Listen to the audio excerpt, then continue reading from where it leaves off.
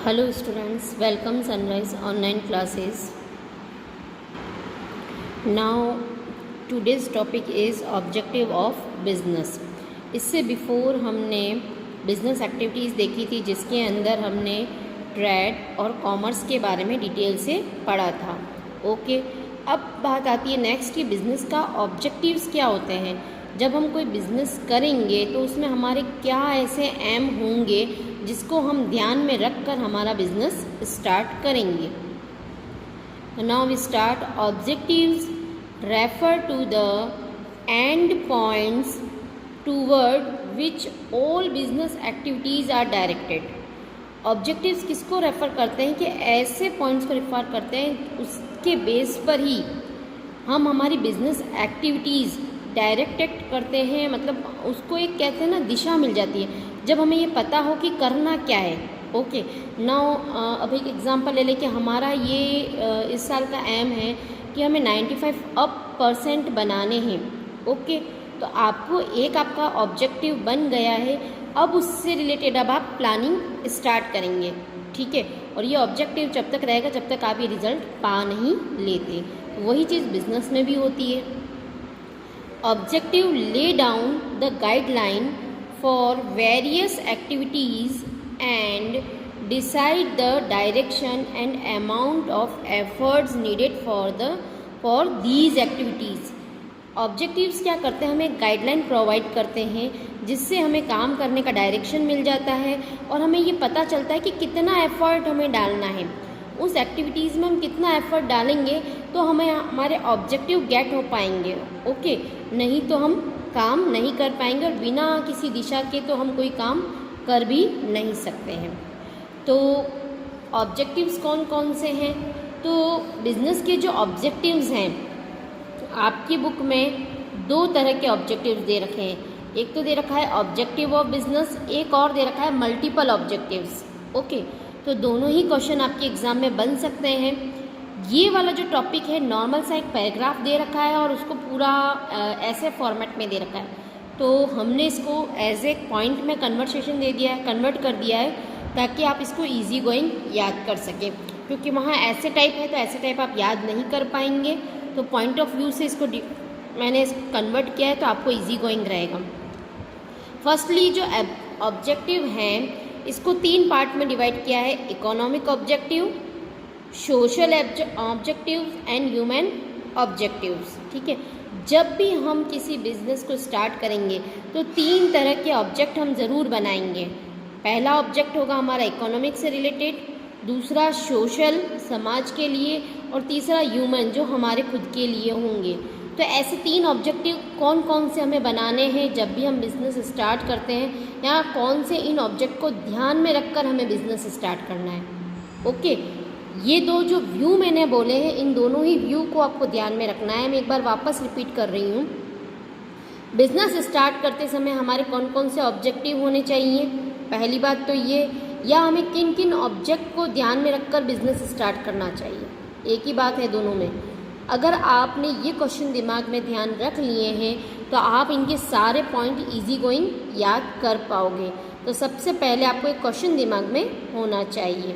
अब इन्हीं क्वेश्चन को ध्यान में रख कर हम पॉइंट्स की डिटेल पढ़ते हैं। तो now we start first economic objective. Economic objective 3 parts में डिवाइड है। ओके, प्रॉफिट, सर्वाइवल और ग्रोथ।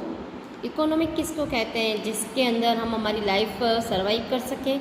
तो लाइफ सर्वाइव करने के लिए हमें 3 बेसिक नीड की ज़रूरत होती है कि जो भी हम बिज़नेस स्टार्ट कर रहे हैं उसमें प्रॉफिट होना कंपलसरी है। ओके, उतना प्रॉफिट करने के बाद सर्वाइव हम कर सकें, क्योंकि अगर हम सर्वाइव नहीं कर पाएंगे तो हम कंपटीटर से जीत नहीं पाएंगे। सर्वाइव करना सीख लिया है हमने तो हमें ग्रोथ भी होना होगा। ओके, तभी, क्योंकि बिज़नेस को एक्सपांड तो करना ही है। ऐसा तो है नहीं कि जहाँ आज की स्थिति में हम वहीं टिके रहना चाहते हैं। हमारे बिज़नेस की ग्रोथ होना भी समय के हिसाब से बहुत ज़रूरी है। तो ये तीनों पॉइंट आपको याद हो गए होंगे इकोनॉमिक के अंदर। आप अपने बिज़नेस के लिए ये तीनों चीज़ चाहते ही हैं, ठीक। नाउ अब वी स्टार्ट प्रॉफिट। हम प्रॉफिट वाले मैटर में लिखेंगे क्या, क्योंकि जनरल बीओ में टर्म क्या होता है कि समझ में आ जाता है, बट लिखना क्या है वो समझ में नहीं आता है। इसलिए मैं कुछ नोट्स आपको इस तरीके के प्रोवाइड करा देती हूँ, चाहे तो आप बुक पढ़ें, उसमें नो ऑब्जेक्शन। बट अगर आपको ये चीज़ थोड़ा सा हिंट मिल जाए कि कॉपी में नोट्स में लिखना क्या है, क्योंकि बहुत से बच्चों की शिकायत रहती है कि मैडम समझ में तो आ गया कि बिज़नेस में प्रॉफिट अर्निंग होनी चाहिए, बट हाउ टू राइट, है ना। तो उस चीज़ के लिए है ये notes. Every entrepreneur undertake business activity primarily to earn profit. सब जो भी एंटरप्रेन्योर किसे कहते हैं, जो बिजनेस चलाता है, ओके, बिजनेसमैन को ही एंटरप्रेन्योर कहा जाता है। वो ऐसी शुरुआत में प्रिमरली शुरुआत में ऐसी एक्टिविटी करता है जिससे कि उसको प्रॉफिट अर्न करे। उसका फर्स्ट ऑब्जेक्टिव ही यही होगा। जब वो प्रॉफिट अर्न करने लगता है तब वो सर्वाइव वाली कंडीशन पर आता है, और जब वो सर्वाइव करने लग जाता है तो तब वो ग्रोथ वाली पर आता है। समझिए, ये एक स्टेप है। सबसे पहला ही मुझे ऑब्जेक्ट रखना है प्रॉफिट। जब मुझे प्रॉफिट होने लगेगा तो मैं सर्वाइव करने लगूंगा। सर्वाइव करना सीख लिया मैंने, मेरा बिजनेस सर्वाइव कर रहा है, तो अब मैं ग्रोथ के बारे में सोच सकता हूँ। ये बिजनेस की 3 सबसे बड़ी बेसिक नीड है। अगर आप ये तीनों नीड कंप्लीट नहीं कर पाते हैं तो दूसरे ऑब्जेक्टिव तो कहीं भी काम नहीं आएंगे। Okay, no business can survive for a long without earning sufficient profit. दूसरी बात आपको यही बतानी है कि कोई भी बिजनेस बिना प्रॉफिट के लॉन्ग टाइम तक सर्वाइव नहीं कर सकता। मिल गया आपको दूसरा मटेरियल। तीसरा मटेरियल क्या लिखेंगे? A business needs profit not only for its existence but also for expansion and diversification. हमें प्रॉफिट केवल हमें सर्वाइव करने के लिए ही नहीं करना है, हमें उतना प्रॉफिट कमाना है कि हम हमारे बिजनेस का एक्सपांशन कर सकें। ओके, तो प्रॉफिट अर्निंग में कुल मिला के हम 3 पॉइंट्स लिख सकते हैं। पहला कि ऐसी बिजनेस एक्टिविटी, सबसे फर्स्ट एक्टिविटी हम क्या करेंगे, हमें प्रॉफिट अर्न करना है। दूसरी बात ये लिखनी कि कोई भी बिजनेस लॉन्ग टाइम तक बिना प्रॉफिट के सर्वाइव नहीं कर सकता। और प्रॉफिट का रिक्वायरमेंट क्यों है? सर्वाइव करने के लिए। किसके लिए? सर्वाइव करने के लिए और एक्सपांशन करने के लिए। आई होप फर्स्ट वाला पॉइंट आपका क्लियर हो गया होगा। इतना मैटर आप आराम से लिख सकते हैं। नहीं तो नॉर्मल से स्टूडेंट्स क्या लिख देते हैं कि in every business required more profit, बस इतना ही कुछ मैटर 1 या 2 लाइन लिख कर आ जाते हैं और आपकी कॉपी नहीं भर पाती है। तो जितना भी मैटर लिखें थोड़ा सा रिलेटेड लिखें तो थोड़ा सा इम्प्रेसिव होगा और मार्क्स भी आप ज़्यादा इम्प्रूव कर पाएंगे। नाउ सेकंड टॉपिक है आपका सर्वाइव। सर्वाइव में क्या होगा? सर्वाइवल इट मीन्स जीने के लिए, रहने के लिए। Every business aim to ensure that it continues to survive and exist in future. हर एक बिजनेस का एक एम होना चाहिए, उसको इंश्योर करना होगा कि उसको कंटिन्यू सर्वाइव करना है और उसके बिजनेस को फ्यूचर तक चलाना है। अगर आपका ये एम है ही नहीं तो क्या करेंगे? ऐसी स्थिति में क्या होता है? अब ये स्थिति क्यों आई? आप कहोगे कि मैडम ये तो हर एक बिजनेसमैन सोचता है। कि अब मैं कहती हूँ ऐसा नहीं सोचता है। सपोज़ आपकी कोई राशन की दुकान है जहाँ आप अनाज बेचते हैं, दालें बेचते हैं। ओके, आप क्या करना चाहते हैं कि कम कॉस्ट पर ज़्यादा प्रॉफिट अर्न करना चाहते हैं। ओके, तो आपने क्या करा कि दालों में मिलावट करके बेचना शुरू कर दिया, आटे में मिलावट करी, दाल में मिलावट करी। तो हो सकता है आप कुछ टाइम के लिए बहुत अच्छा प्रॉफिट कमा लेंगे, बट ये जो मिलावटी वाला सामान है धीरे धीरे कस्टमर के व्यू में आपके बिजनेस के प्रति नेगेटिव थिंकिंग आएगी। धीरे धीरे कस्टमर आपकी दुकान से घटते चले जाएंगे और एक टाइम के बाद आपकी दुकान पर आना छोड़ देंगे।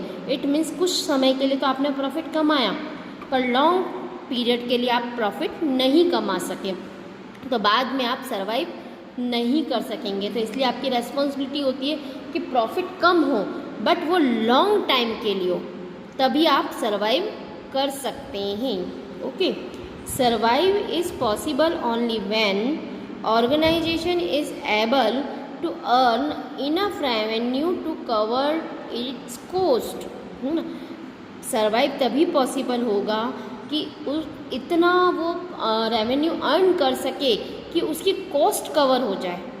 जैसे मैंने 1,00,000 रुपए का इन्वेस्टमेंट किया है तो मेरी रेवेन्यू उससे ज़्यादा होनी चाहिए, ठीक है ना, तभी जाके मैं मेरे बिजनेस का सर्वाइवल कर सकूँगा, नहीं तो नहीं कर सकूँगा। इकोनॉमिक का लास्ट पॉइंट देखते हैं, ग्रोथ। ग्रोथ का मतलब हमारे बिजनेस का एक्सपेंशन करना है ना। तो a business need to add to its prospects in the long run. For this, the business must grow and expand to survive in the long term. उसको ये अपने प्रॉस्पेक्टस में ऐड करना होगा कि मुझे मेरे बिजनेस का ग्रोथ करना है। तो जो बिजनेस एक्टिविटी करेगा तो उस चीज़ को ध्यान में रखकर करेगा। हम केवल प्रॉफिट को ध्यान में रखकर काम कर रहे हैं तो हमारे बिजनेस का ग्रोथ नहीं है, बट हम ग्रोथ को भी ध्यान में रखकर कर रहे हैं तो प्रॉफिट तो होगा ही और हम ग्रोथ भी कर पाएंगे। Growth is measured in term of sale volume. हम ग्रोथ किस में मेजर्ड करते हैं? सेल वॉल्यूम, कि साल भर में हमने कितनी सेल इंक्रीज करी है। Increase in number of employ, हमारे पास में कितने एम्प्लॉय इंक्रीज हुए हैं। सपोज लास्ट टाइम हमारे अंडर में 50 एम्प्लॉय काम कर रहे हैं तो इस साल अगर हमने 60 एम्प्लॉय रखे हैं, इट मीन्स हमारे बिजनेस की ग्रोथ हुई है। मार्केट शेयर, हमारे मार्केट में शेयर्स कितने चल रहे हैं। नंबर ऑफ प्रोडक्ट, कितने तरह के प्रोडक्ट मार्केट में हैं। हो सकता है इस साल 10 तरह के प्रोडक्ट चल रहे हैं और अगले साल अगर 15 तरह के प्रोडक्ट चल रहे हैं तो इट मीन्स हमने बिजनेस की ग्रोथ करी है। बिजनेस ग्रोथ किस किस रूप में हो सकती है? Sale volume, increase of number of employees, market shares, number of products etcetera. इनसे हमारा पता चलता है कि बिजनेस कितना ग्रोथ हुआ है। ओके, तो आई होप आपको इकोनॉमिक पूरी समझ में आ गई होगी, पॉइंट भी याद हो गए होंगे। अपने आप से एक बार क्वेश्चन करके देखिए कि अगर मैं बिजनेस स्टार्ट करता हूँ तो मुझे कौन कौन सी इकोनॉमिक ऑब्जेक्टिव्स रखने हैं। पहला, मुझे प्रॉफिट कमाना है, दूसरा बिजनेस का सर्वाइव करना है और तीसरा मुझे बिजनेस का एक्सपेंशन करना है। Okay, clear this objective. Now start social objective. Social objective होते क्या हैं? सोशल ऑब्जेक्टिव ऐसे होते हैं कि हम कहाँ रह रहे हैं, समाज में, तो समाज के लिए भी तो हमारी कुछ रेस्पॉन्सिबिलिटी होती है कि हमें समाज के प्रति हमें क्या काम करना है, उन्हें कैसा प्रोडक्ट अवेलेबल करवाना है, क्या क्या उनको बेनिफिट्स देने हैं, ठीक है ना, क्योंकि समाज ही हमें रिसोर्सेज देता है और उन रिसोर्सेज से हम प्रोडक्ट बनाकर समाज को दे रहे हैं या सर्विसेज दे रहे हैं, तो हमें उनके बेनिफिट्स के लिए क्या क्या करना है ताकि समाज हमें सपोर्ट करे। तो सोशल ऑब्जेक्टिव्स क्या क्या हो सकते हैं? Social objective refer to the objective which are desire to achieve for the benefit of the society. वही डिस्कस किया अभी हमने। तो सोशल ऑब्जेक्टिव्स कौन कौन से होते हैं? तो 6 तरह के ऑब्जेक्टिव्स होते हैं। क्लियर? आपको मैं ये साथ में एक और चीज़ बता दूं कि जगह जगह आपको चार्ट बने हुए मिलते हैं। ये चार्ट आपको स्पेशली एग्ज़ाम में बनाने हैं। क्यों? क्योंकि एग्ज़ाम के अंदर क्या होता है कि मोस्ट ऑफ एग्जामिनर ये देखता है कि आपको पॉइंट्स कितने याद हैं। जो अगर आपके पॉइंट्स क्लियर होते हैं और आपने उसका पिक्टो दे रखा है, इट मीन्स पिक्स में एक चार्ट की इमेज बनाकर दे दी है, तो आपका टीचर, बोर्ड टीचर स्पेशली, वो वहीं सेटिस्फाइड हो जाता है कि नहीं, इस बच्चे को आता है। तो जहाँ तक हो, हर एक आंसर के अंदर आपको चार्ट बनाना ही है। बिना चार्ट के आपको कोई काम नहीं करना है। चार्ट जितना अट्रैक्टिव होगा, टीचर उतना ही इम्प्रेस होगा और कॉपी उतनी ही ज़्यादा आपकी भराएगी। ओके, क्योंकि बीओ के अंदर कॉपी के पेजेस ज़्यादा मायने देते हैं। नाउ सोशल ऑब्जेक्टिव्स 6 हैं हमारे। First is supply of quality product at fair price. हमें जो प्रोडक्ट है वो फेयर प्राइस पर देना है। डिटेल हम एक बार नीचे पढ़ रहे हैं। Evidence of unfair trade practices, generation of employment opportunities, community service, protection of environment और लास्ट है welfare and employ. Okay, now first read करते हैं सबसे पहले। Supply of quality product at fair price. हमें सोसाइटी के अंदर कैसा प्रोडक्ट देना है? क्वालिटी प्रोडक्ट, और उसकी प्राइस भी क्या होनी चाहिए? फेयर। अभी मैंने जस्ट आपको एक राशन की दुकान का एक एग्ज़ाम्पल दिया था कि आपने मिलावटी आटा दिया या मिलावटी दाल दी, तो हर एक कस्टमर एक न एक बार तो आ जाएगा और आपकी शॉप से माल लेकर जाएगा, बट घर जाकर वो उसको यूज़ करके देखता है तो क्वालिटी उसको अनसेटिस्फाइड लगती है, तो वो दोबारा आपके पास में नहीं आएगा। तो क्वालिटी अच्छी होनी चाहिए। अब दूसरी बात करें फेयर प्राइस। लोगों के मन में क्या होता है कि जहाँ प्राइस उनको रिजनेबल लगती है तो वो कंटिन्यू वहीं पर आते हैं। तो इट मीन्स जहाँ तक हो शॉप पर फिक्स्ड रेट का हमें प्लान रखना चाहिए। बार्गेनिंग कम से कम हो वो बहुत अच्छा है। Regular supply of useful product with fair quality eight reasonable price. At least जो रोज़मर्रा की चीज़ें हैं डेली रूटीन की, उनकी प्राइस में तो कोई फेर फदर होना भी नहीं चाहिए। नॉर्मल से एक बात कहूँ कि आपके पास जो सपोज आप एक सूजी लेने जाते हैं, एक शॉप वाला उसी कंपनी की सूजी 40 में देता है और दूसरा ही उसको 45 में देता है, तो आप जाओगे किसके पास? 40 वाले के पास, क्योंकि फेयर प्राइस उसने दी है। वो 5 रुपये ज़्यादा ले रहा है, 5 रुपये बहुत ज़्यादा मायने नहीं रहता है, पर कस्टमर की सोच को वो डाइवर्ट कर देता है कि जब ये एक प्रोडक्ट पर लेता है तो सभी प्रोडक्ट पर ये ज़्यादा लेता होगा। तो ये बात जब उसके दिमाग में बैठी तो यही बात वो दूसरे बंदे को शेयर करेगा, दूसरा और तीसरे को शेयर करेगा, तो इससे धीरे धीरे आपके कस्टमर क्या हो जाते हैं? कम हो जाते हैं। Supply of adulterate goods in fair quality harmful product are detrimental to survival of business. हमें ऐसा भी कोई मिलावट वाला गुड नहीं बेचना है, क्वालिटी गुड देना है, हार्मफुल प्रोडक्ट नहीं बेचना है। इट मीन्स आपको ऐसा कोई प्रोडक्ट नहीं बेचना है जिससे सामने वाले कस्टमर को कोई नुकसान हो जाए। जैसे कि एक नॉर्मल सी बात कहूँ, आपकी मिठाई की शॉप है, ओके, अब आपकी मिठाई आपको पता है कि ये मिठाई ख़राब हो चुकी है और फिर भी आपने उसको बेच दी, तो अब आप लॉन्ग टाइम तक सर्वाइव नहीं कर पाओगे, क्योंकि घर जाएगा कस्टमर ने आपकी मिठाई खाई तो डेफिनेटली उसका पेट खराब होगा। तो वो अब आप भविष्य में अच्छी भी बेचोगे तो भी वो कस्टमर आपकी शॉप पर नहीं आएगा और 4 लोगों को और रोक देगा। ओके, तो ये हमारा सोशल ऑब्जेक्टिव है कि क्वालिटी गुड देना है, और वो भी कौन सी? फेयर प्राइस पर। नाउ सेकंड है अनफेयर ट्रेड प्रैक्टिस। हमें ऐसी कोई अनफेयर ट्रेड प्रैक्टिस नहीं करनी है। पहली बात, अनफेयर ट्रेड प्रैक्टिस होता क्या है? अनफेयर ट्रेड प्रैक्टिस किसको कहेंगे? जैसे कि एडल्ट्रेशन करना, ब्लैक मार्केटिंग करना, आर्टिफिशियल शॉर्टेज करना, ये सब क्या कहलाती है? Unfair trade practice. मार्केट में कभी आप अचानक से सुनते हैं कि प्याज के रेट बहुत बढ़ गए हैं, तो ये किस कारण से होता है? इसकी ब्लैक मार्केटिंग के कारण हो जाता है। अचानक से किसी का एकाएक भाव बहुत बढ़ जाना है, मार्केट में शॉर्टेज। कुछ लोग इसको जानबूझ के क्रिएट करते हैं ताकि ज़्यादा से ज़्यादा हम प्रॉफिट कमा सकें, तो ऐसी कोई प्रैक्टिसेस आपको नहीं करनी है। Business enterprises should not indulge in anti social and unfair trade practice like black marketing, hoarding, adulteration, etc. Such practice are not only illegal but also hamper the image of business community.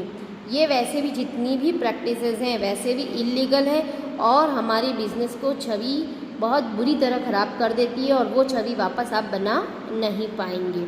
Okay, तो ये तो आपका था दूसरा social objective. तीसरा है आपका generation of employ opportunities. Every business enterprises should create sufficient employment opportunity without any discrimination as to caste, religion and sex. आपको जो भी एम्प्लॉयमेंट करना है उसमें कोई कास्ट का, रिलीजन का या सेक्स का कोई इशू नहीं करना है कि नहीं हमारे यहाँ केवल मेल वर्कर्स ही काम करेंगे या फीमेल वर्कर्स ही काम करेंगे, ऐसा कोई ऑब्जेक्शन आपको नहीं करना है। कोई कास्ट या रिलीजन की बात नहीं करनी है, सभी लोग एक समान हैं।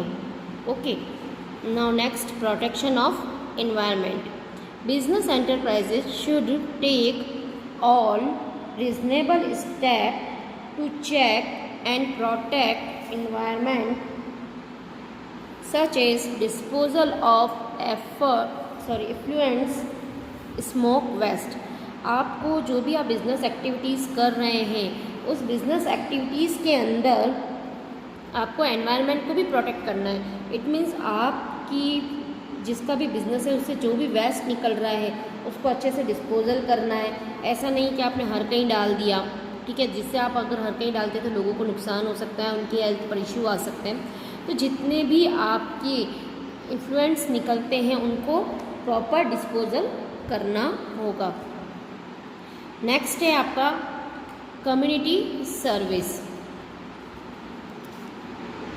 Many business organisation engage in various community service like setting up school, charitable dispensaries, donating money for social and religious activities.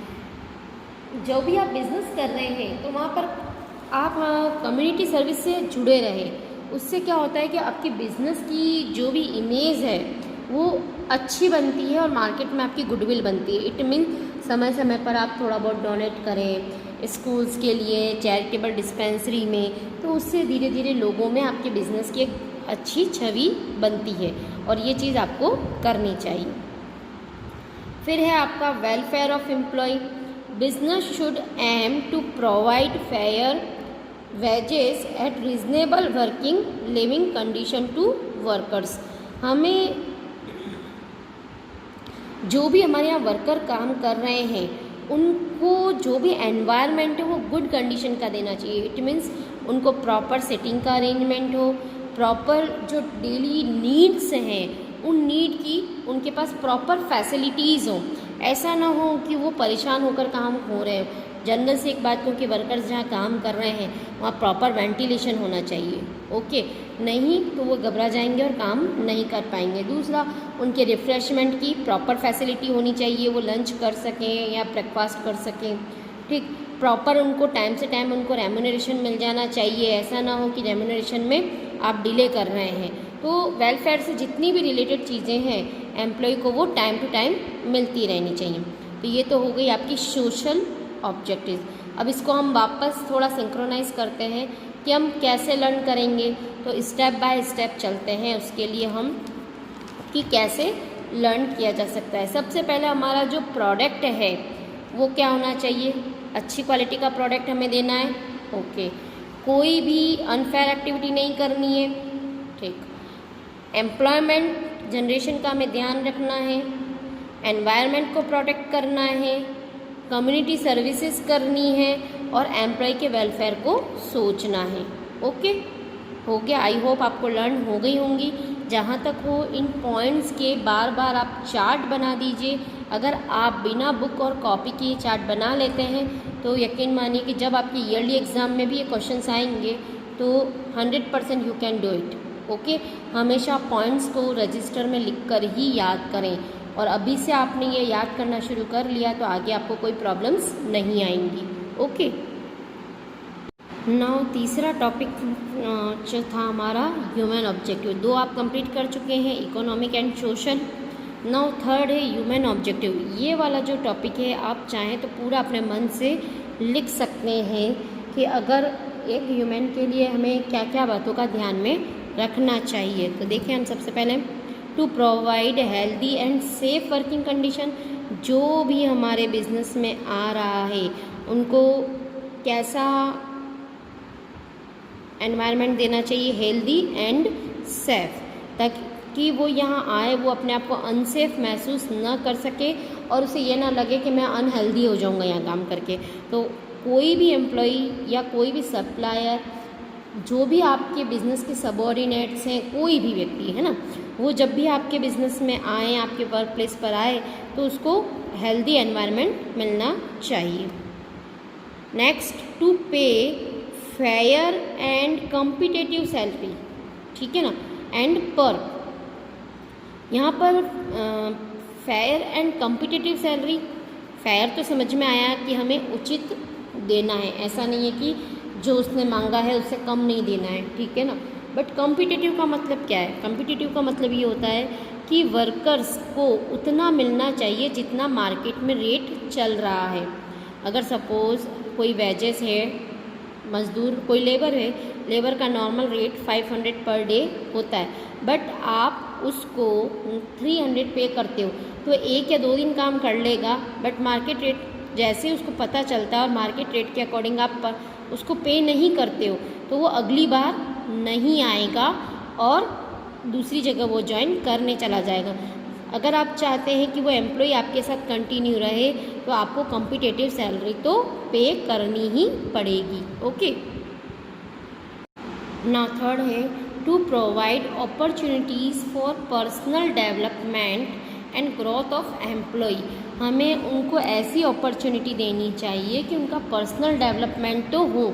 It means ऐसा नहीं कि जनरल से एक बात कहूँ कि टीचिंग लाइफ का ही आपका एक लाइव एग्जांपल ले लेते हैं कि स्टार्टिंग में कोई टीचर आता है तो सबसे पहले क्या होता है, उनको जूनियर क्लासेस दी जाती हैं, फिर जूनियर क्लासेस से धीरे धीरे धीरे धीरे हम एक एक क्लास बढ़ाते जाते हैं और धीरे धीरे करके वो सीनियर क्लासेस पर पढ़ाना आ जाता है।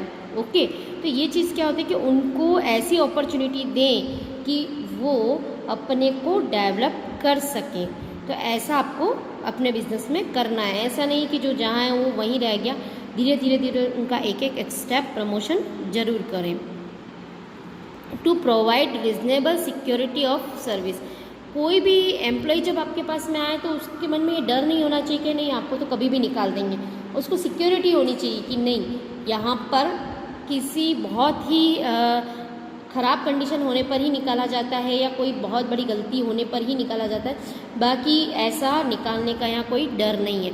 तभी वो यहाँ पर हेल्दी माइंड के साथ आपके पास काम कर सकेगा, नहीं तो उसके मन में हमेशा एक डर लगा रहेगा कि नहीं यहाँ तो कभी भी निकाला जा सकता है। ओके, तो उसको सिक्योरिटी होना बहुत ज़रूरी है कि उसकी सर्विस यहाँ पर वो जो कर रहा है वो एज ए लॉन्ग टाइम के लिए ही कर रहा है। To provide various financial and non financial incentive in order to make the workers in order to motivate the worker. यहाँ पर ये थोड़ा इंपॉर्टेंट पॉइंट है, इसको ध्यान में रखिएगा कि वर्कर्स को हम मोटिवेट करने के लिए टाइम से टाइम हम क्या करते हैं, वैसे भी फाइनेंशियल तो देते ही हैं। इट मीन्स अगर उसको सैलरी मिल रही है, जैसे ही एक फाइनेंशियल ईयर कंप्लीट होता है तो उसका हम क्या करते हैं, सैलरी में प्रमोशन करते हैं, तो वो क्या होता है, मोटिवेट होता है। बट हर बार तो हम ये नहीं कर पाएंगे, साल में एक बार सैलरी बढ़ा रहे हैं तभी वो मोटिवेट होगा, तो बाकी के 10 महीनों का क्या होगा, 11 महीनों का क्या होगा, है ना। तो अब हमें क्या करना चाहिए, नॉन फाइनेंशियल इंसेंटिव भी देने चाहिए। अब नॉन फाइनेंशियल इंसेंटिव्स किसे कहते हैं, जैसे समय समय पर जो भी एम्प्लॉय जैसा काम कर रहा है उसके बारे में उस तरह की कुछ एक्टिविटीज़ करना। जैसे उसने काम बहुत अच्छा करा है तो एक असेंबली में उसकी प्रशंसा कर दीजिए, या कभी कोई नॉर्मल गिफ्ट दे दीजिए, कोई सर्टिफिकेट्स दे दीजिए, कोई मोमेंटो दे दीजिए। ये सारे नॉन फाइनेंशियल हैं, इनकी कॉस्टिंग ज़्यादा नहीं होती है बट फाइनेंशियल से ज़्यादा अटैच करते हैं नॉन फाइनेंशियल कि नहीं, सीनियर्स हमें समझते हैं। ओके, तो आपको अपने बिजनेस के अंदर नॉन फाइनेंशियल एक्टिविटीज़ को भी बहुत ज़्यादा ध्यान देना है। Now last, to encourage employ to take initiative and participate in management. Employ को इनके लिए भी इनकरेज करना होगा कि मैनेजमेंट से रिलेटेड जितने भी डिसीजन लिए जाते हैं उसमें आपको पार्टिसिपेट करना है। क्यों? क्योंकि रोज़मर्रा की लाइफ के अंदर काम तो वो कर रहे हैं, फेस वो करते हैं, तो क्या प्रॉब्लम आ रही है वो उन चीज़ों को अच्छे से बता पाएंगे तो मैनेजमेंट के डिसीज़न और भी अच्छे से हो सकेंगे। ओके, इसके भी 6 पॉइंट है। पॉइंट में कन्वर्ट करना चाहें तो पहली बात, healthy environment, competitive salary, okay, personal development, security, financial non financial, और लास्ट पार्टिसिपेट इन मैनेजमेंट। हो गए 6 कीवर्ड मैंने आपको दे दिए। आई होप आपको ये चीज़ क्लियर हो गई होगी। इसी के साथ एक और चीज़ लास्ट में कह रही हूँ, ध्यान से सुनिएगा। इसी के अंदर ये जो ऑब्जेक्टिव वाला पार्ट मैंने आपको दिया है, एग्ज़ाम में 2 तरह के आते हैं, ऑब्जेक्टिव और मल्टीपल ऑब्जेक्टिव। तो मल्टीपल ऑब्जेक्टिव जो हैं, पहला हमने पढ़ा था ऑब्जेक्टिव, दूसरा जो है ये मल्टीपल ऑब्जेक्टिव्स हैं, वो ये सारे वही पॉइंट्स हैं जो हमने वहाँ पर डिटेल में पढ़े हैं। मैं आपको इसका भी पूरा PDF बनाकर भेज रही हूँ। ये डिटेल मैं दोबारा से मुझे नहीं लगता कि समझाने की ज़रूरत है। फिर भी अगर कोई पॉइंट आपको नहीं समझ में आ रहा है तो आप मुझे कॉल कर सकते हो, व्हाट्सएप पर कंसल्ट कर सकते हो। ये एक सिंक्रोनाइज है, शॉर्ट में बता रखा है, और वहाँ हमने ऑब्जेक्टिव डिटेल में पढ़ लिए हैं। तो आपको अगर वो डिटेल वाले याद है तो आप इसकी डिटेल भी आराम से लिख सकते हैं। Okay, thank you.